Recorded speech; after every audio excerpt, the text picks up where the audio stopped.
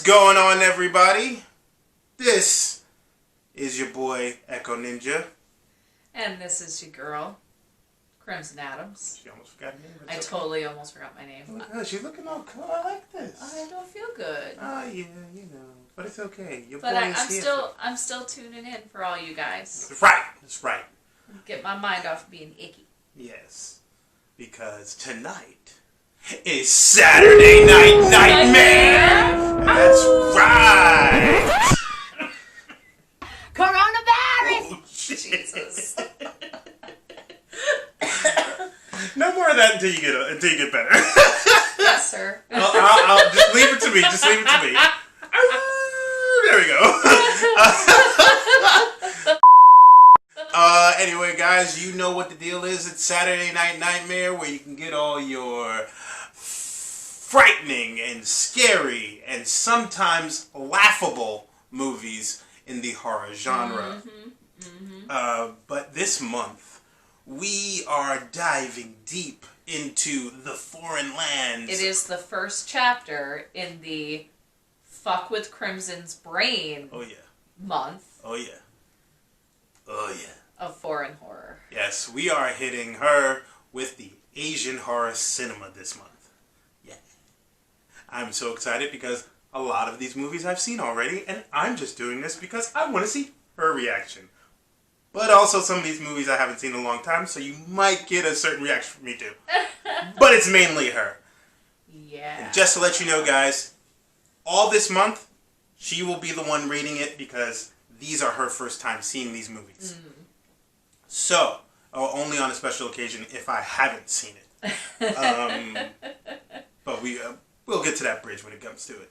Tonight, we will be diving deep into a 1998 classic, which had a remake in 2004 with Sarah Michelle Gellar. Oh, yeah, she was in that one. That's right. The movie that we're talking about is Ju-on, a.k.a. The Grudge. That's correct.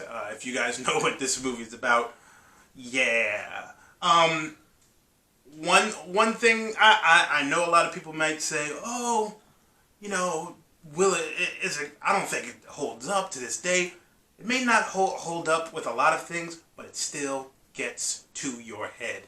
And that's the main thing about this movie that I like, and she will like too.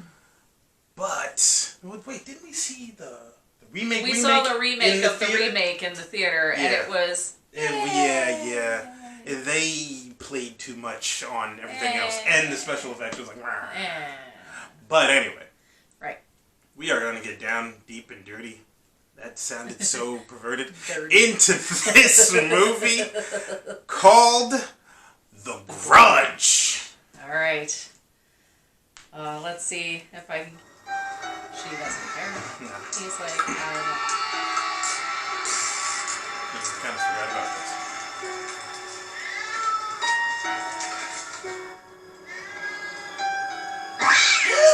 don't you dare! Yeah, I've been taking the stairs too.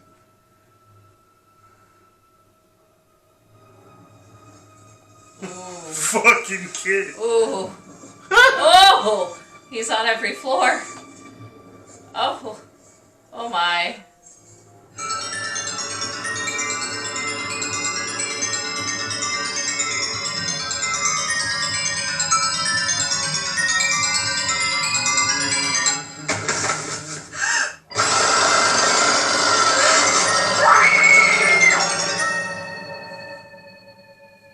Well, that was fun.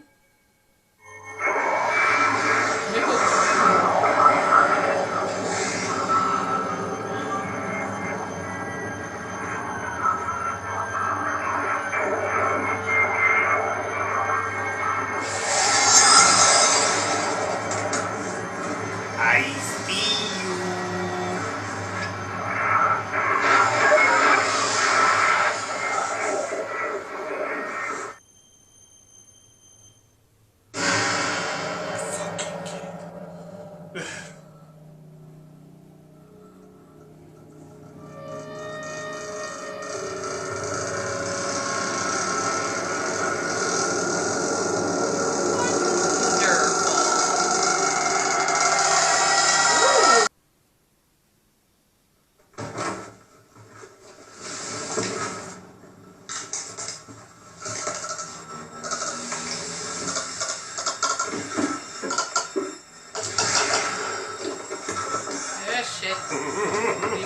scene. Yep. You're done for. Right, but that's why he saw her in the future and he flipped the fuck out. He knew it was his daughter. Okay. And she ran out of the house and left those 3 girls who got taken out by the. Yeah. Wait, do that again? She got taken out by the.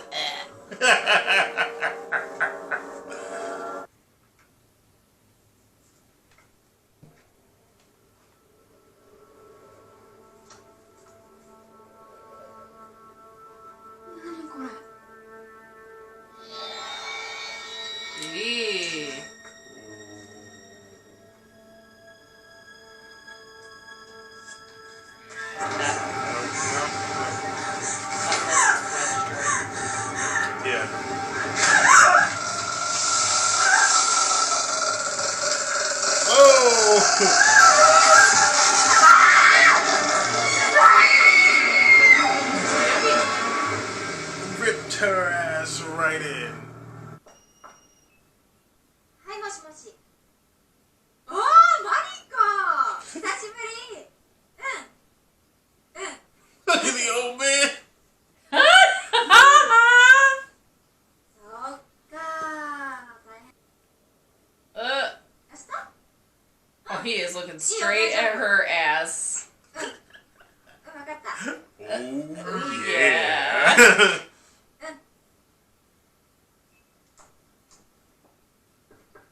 うなんだろうな。なんか自分じゃよくわかん。どうしたの？あ、今なんか。Oh! I didn't expect that. Didn't expect that one. ねえ、リカ。リカどうしたの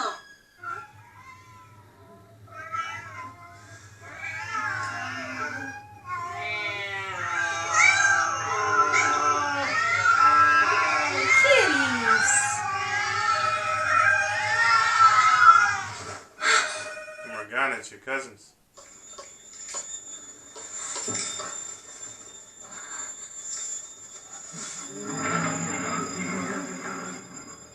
Why don't you just leave? Thank you. Right. Okay. Go right ahead. Suspense. It was up there. Mm-hmm. There were moments where you're like, that, you know, it kind of, I could feel the tension in my body as I was watching it. Mm-hmm. Scare factor. Wasn't that scary. No. I found it more confusing than anything. Mm-hmm. I get the basic gist of it, you know, the guy that we just saw. Mm-hmm. Here's the other problem I had. I understand that it's a Japanese movie. Yeah. But all of the actors and actresses looked exactly the same. Like, and she's not saying that as a racial No! thing. Not at all. It's literally same haircuts, mm-hmm. same like size frame, mm-hmm. same facial structure. Mm-hmm. I don't know if that was intentional or that's just who was popular at the time. Mm-hmm. But they all looked exactly alike. So I'm like, is that person or is that person? Is it that person or is that person? So that did not help with the confusion level mm-hmm. at all. Mm-hmm. And same with the men. Like, I was like, oh, is that the one guy? The only ones I could really tell the difference in was the one retired detective guy, because he didn't look traditionally Japanese. He looked like a Hispanic. And the guy, the killer, the husband at the very, very end, because again, he didn't look exactly like the other actors. Right. Oh, and the one detective that had a mustache, because he had a mustache. But, like, so, yeah, that ending was so weird, because it's like, okay, I'm telling you, that was Riku in one of those posters. From, like, not the haircut she had, mm-hmm. when at the very, very end, but the haircut she had in the beginning. Okay. With the little feathered crap going Because everybody had feathered hair. What the fuck? It's the 90s. I don't know. Like you said, 90s to us, 80s to them. Yeah, I know. It was weird. Anyway, short and feathered. Now, question. Yes. Okay. Other than the cons, which you've discussed, if you have any more, let me know. Do you have any more?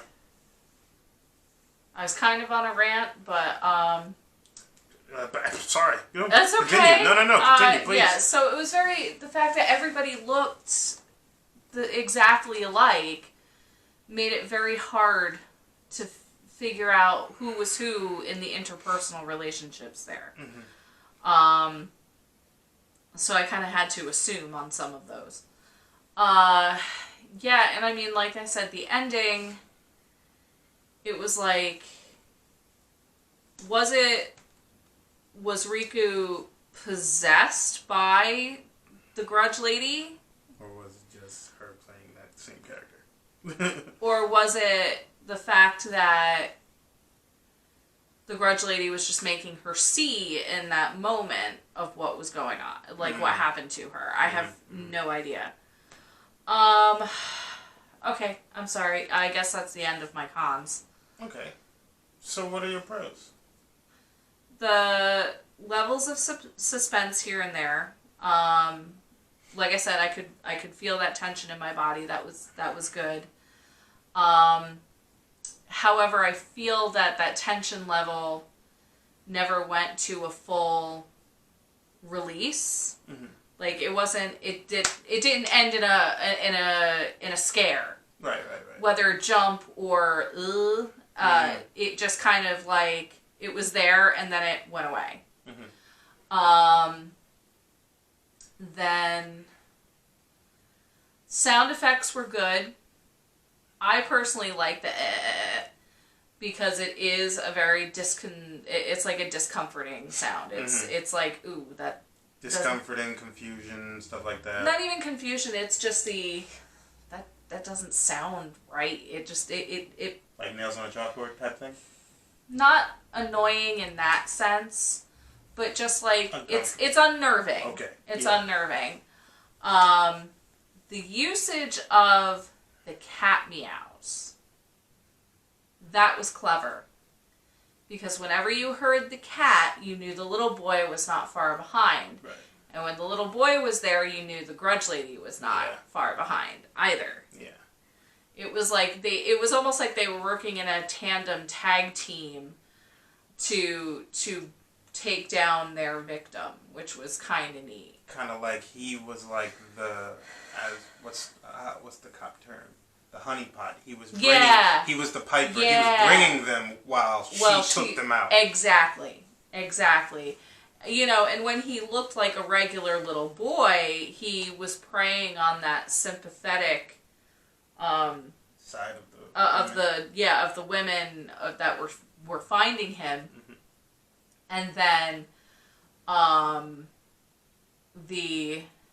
And then it was just, but when he got all like kabuki-like, which I'm sorry, if you're gonna do white makeup all over somebody's body, do their ears as well.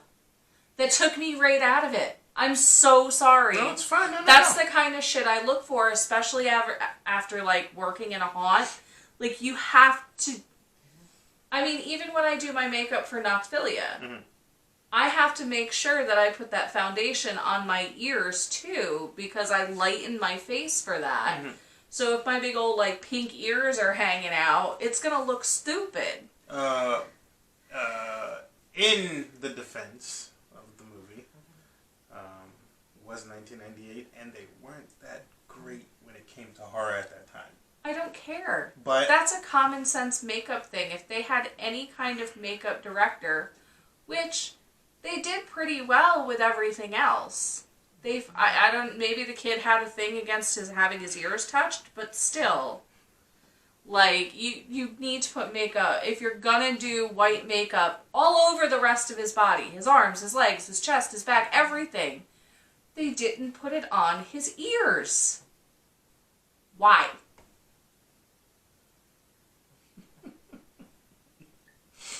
Oh. Okay. um. Sorry. No.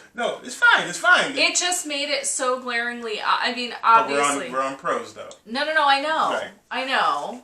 I'm just saying. But yeah, you're stating a fact. I'm Gotcha. stating a fact that if you want to create a character by the usage of makeup, you have to make it believable, because somebody's going to see that and like, oh, the kid's wearing makeup. I mean, obviously, it's obvious he's wearing makeup, but you've got to try and at least prey on that sense of suspension of disbelief. Mm-hmm. Okay.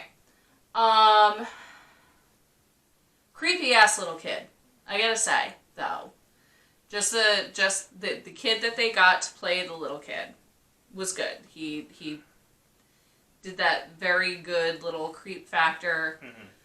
Chick that played the Grudge lady, or the the one who played the mom, because she was the mom. The dead mom. Yes, yeah. the dead mom. She was very good. Mm-hmm. Probably an actual contortionist, which was very neat. And that's the way that she moved. She could only have been an actual contortionist. Mm-hmm. Yeah, it was all right. Okay. What would you give this movie? I'm gonna say a 4. Okay. You heard it first. 4 out of 10. And again, this is all her opinion. Yeah. This is her eyes going into this. At the time, for when this first bursted out in America, not this one, but the remake, when it came to America, people wanted to know where it originated from. Mm-hmm. So at the time of 2004, when people got their hands on it, it kind of had that chill factor at the time, and with Japanese being heavy on the supernatural and spirit, and you know, they're a very paranoid group of people. Mm-hmm. This definitely would get their attention at the time With when the it came out. paranoia factor, I could see that. Yeah. But this would definitely get their attention. It is a cult classic. It has its good, it has its bad.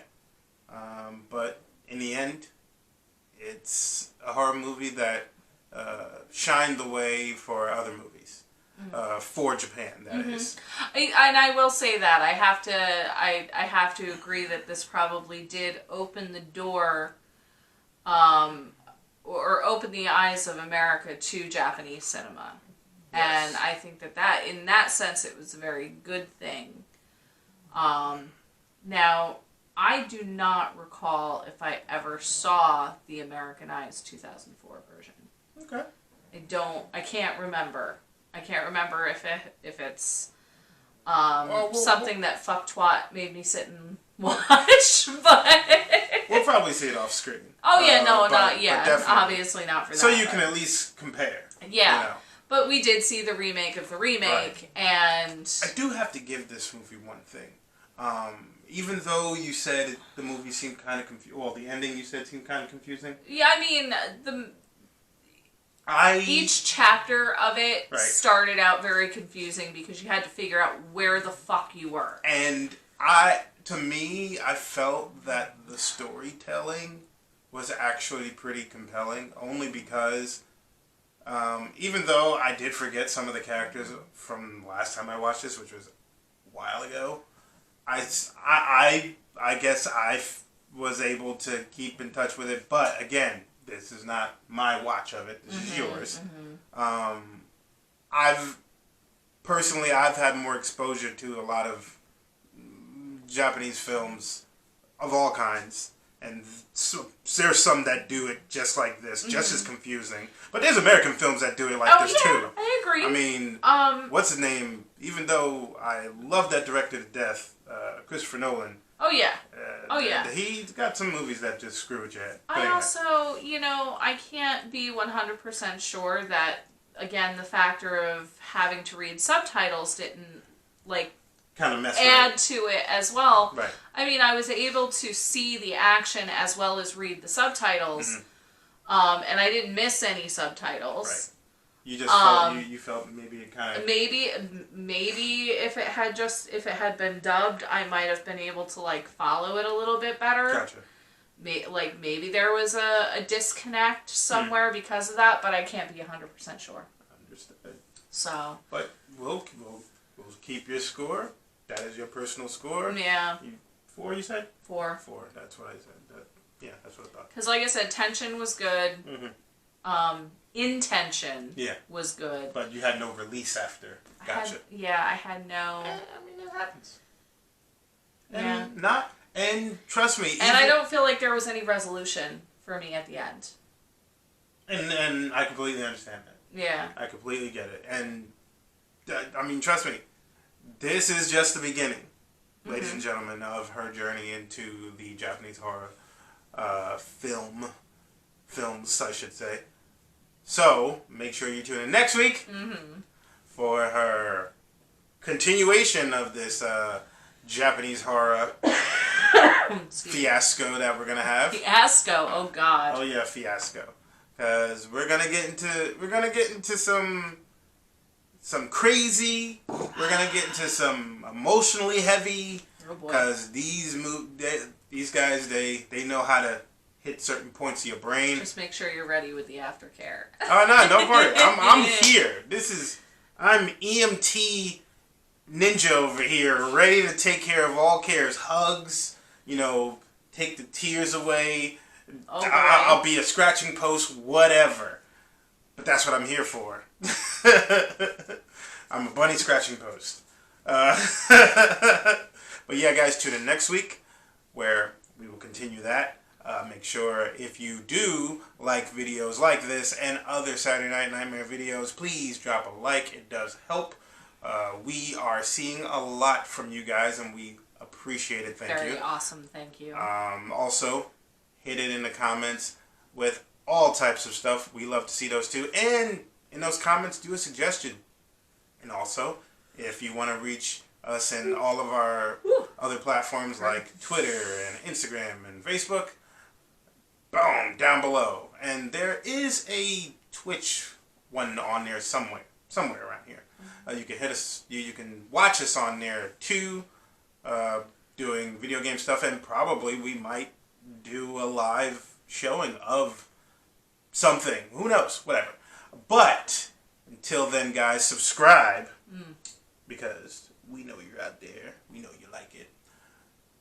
But until then, we're gonna keep it. What we gonna keep it? We're gonna keep it real. But we're gonna keep it spooky. But we're gonna keep it real spooky. See you guys next week. Peace and love and happiness. Happy New Year, people. Stay safe out there.